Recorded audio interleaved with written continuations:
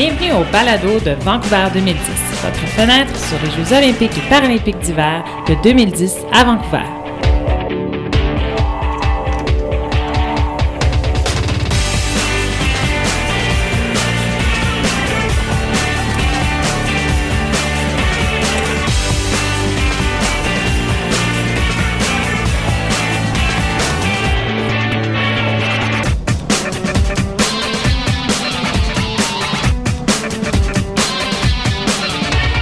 In paraNordic sports, we have standing skiers, we have sitting skiers, and we have athletes with a visual impairment.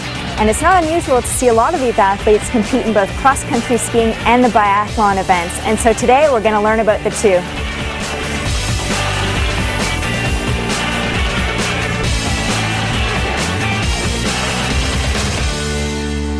Biathlon combines cross-country skiing and shooting. An individual race has 5 ski loops and 4 shooting, and for every target missed is 1 minute of penalty.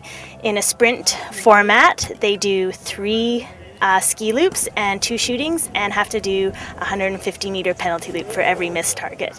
Unlike able-bodied, the athletes on the paraNordic scene, they do not carry their rifles. So as a coach, I will hand the rifle to the athlete as they come into the range, and then I will go back and see where they have hit their shots, looking through the scope. And depending on how well they do, or if they miss a shot, I might make a correction to the rifle to get them onto the target. And then keeping an eye on how fast they're shooting and what the wind is doing, and taking into all considerations what's happening. In paraNordic, we use air rifles, and they're not considered firearms in Canada, and it uses air pressure to push the pellet through. So the pellet is about 4.5 millimeters. They shoot the pellet at a target which is 10 meters away, and the size of the target that they have to hit is 15 millimeters in width. How difficult is it? It's very difficult when you're coming in with a heart rate, so we do a lot of training to come in at a racing heart rate. The thing about biathlon is that you have to ski as hard as you can, and then when you come in you have to calm right down and coordinate your breathing and your heart rate with shooting the pellet at the targets. Having a guide, I'm able to go all out and train and race at high speeds and have that great deal of trust with my guide. Left, left, left. The trails are notorious for having fast downhills and 90-degree and 180-degree turns, and they have to know, even though they've become familiar with the trail by pre-skiing it, exactly when the corner's coming up, or if somebody falls in front of you, you have to let them know quickly, left or right, to avoid a crash. Here on the mat, I've got the poles under one leg, and it reduces the time in the range considerably by probably 15 to 20 seconds when the athlete actually is able to hold onto their poles, and then when they're completing shooting, they're able to stand up and get their poles on just like an able-bodied athlete. So I'm going to put my headphones on here, and there's a tone that you'll hear as I'm getting onto target. It's a frequency, a tone, a low tone lets us know we're on target, and then as you get closer to bullseye, the frequency increases to an extremely high-pitched sound. It's like a screaming tone, and that's where the athlete knows they're on target and to shoot. What kind of recognition does the guide get? We get the same recognition. We get a medal just like the athlete, because they've determined that it is a team sport. A guide needs to be 10 or 15% faster than their athlete. And if it ever comes to the point where I can't, I'll just step out of the way and let her get to the finish line on her own. So hopefully it doesn't happen.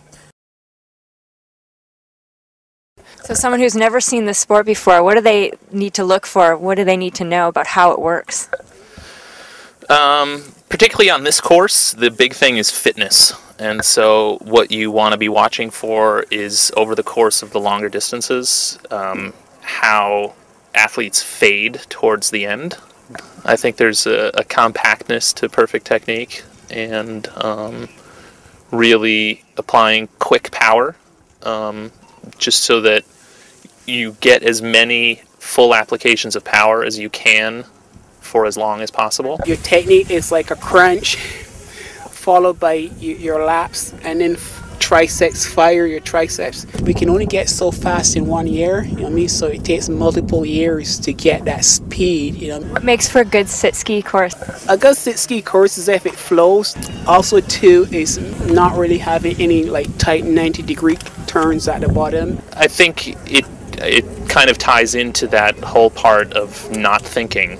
I mean, you get to the part where you're covered an entire lap on the course and you haven't thought about each meter. You've just gotten back to the finish again, or the start, and doing the next lap, and you're like, huh, here I am, and everything's just flowing and you're not analyzing. It's just integrated. I have to stop myself a lot of the times and like actually look, because I get lost in the moment a lot. But, yeah. Every day for me is like a fun day because I'm working on something, I'm doing something different that I've not done the day before, so it's like, and that's what it is. It's just a lot of fun.